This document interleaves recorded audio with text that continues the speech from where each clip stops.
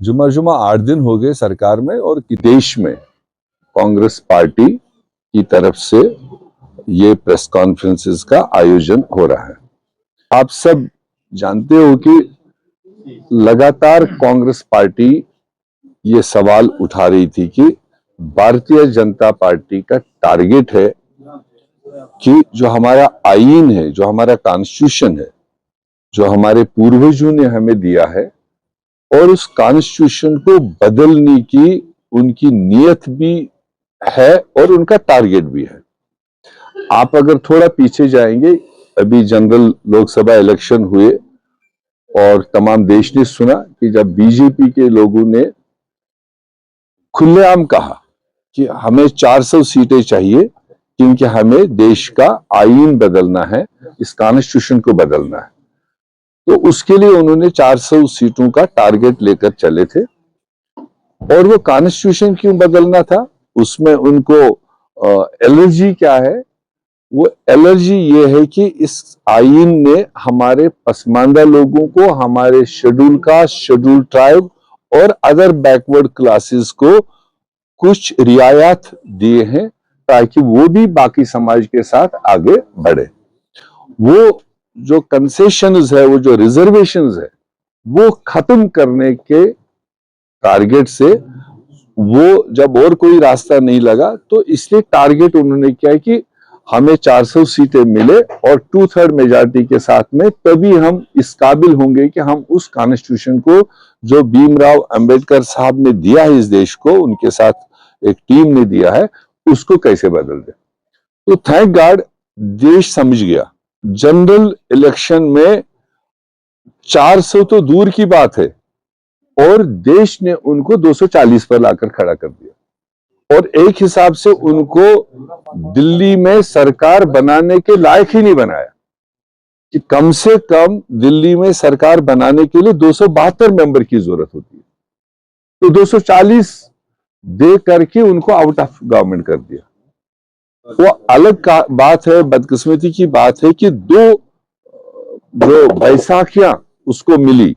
आंध्र प्रदेश से और बिहार से, कुछ अपने वेस्टेड इंटरेस्ट को लेकर, अपने कुछ कंडीशन को लेकर वो समर्थन में आए और वो फिर हमारे ऊपर बैठ गया, फिर डिक्टेट कर गया। मगर जो टारगेट उनका था, जो नियत उनकी थी, वो उनके दिल से अभी नहीं जा रही, जिसका आपको अभी हाल ही में 1 हफ्ता पहले लोकसभा और पार्लियामेंट में दिखाई दिया। इश्यू अपोजिशन का था, अडानी पर मामला है, उस पर बहस करो, देश में उसकी कार्रवाई हो। 2 दिन का पार्लियामेंट में बहस था 75th ईयर ऑफ कॉन्स्टिट्यूशन, और उस पर तमाम पार्टियां अपनी राय कॉन्स्टिट्यूशन की इफादियत के बारे में सुना रहे थे। और ऑटोमेटिक सी बात है, जब कॉन्स्टिट्यूशन को लेकर आप बात करोगे, वो कोई भी मेंबर पार्लियामेंट हो, उसको शुरुआत तो होनी है बाबा राव अंबेडकर से, क्योंकि वो उसका निर्माता रहा है, उसको father of the constitution of India कहा जाता है। तो जब उसने as a home minister father of the constitution उनको डिसरेस्पेक्टफुली और उनको इस तरह से उन्होंने पेश किया, तो कॉमन सेंस की बात है, तो देश नहीं बख्शेगा, सो अपोजिशन भी नहीं बख्शेगा। सो कांग्रेस पार्टी की इनहेरिटेड ड्यूटी है,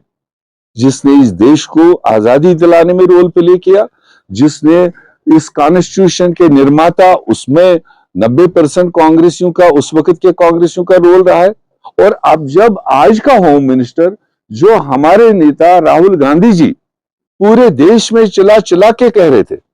जो वो कॉन्स्टिट्यूशन दिखा दिखा के कह रहे थे, किसी माइका लाल की हिम्मत है इसके साथ छेड़ने की, देश नहीं बख्शेगा। और अल्टीमेटली वो बात साबित हुई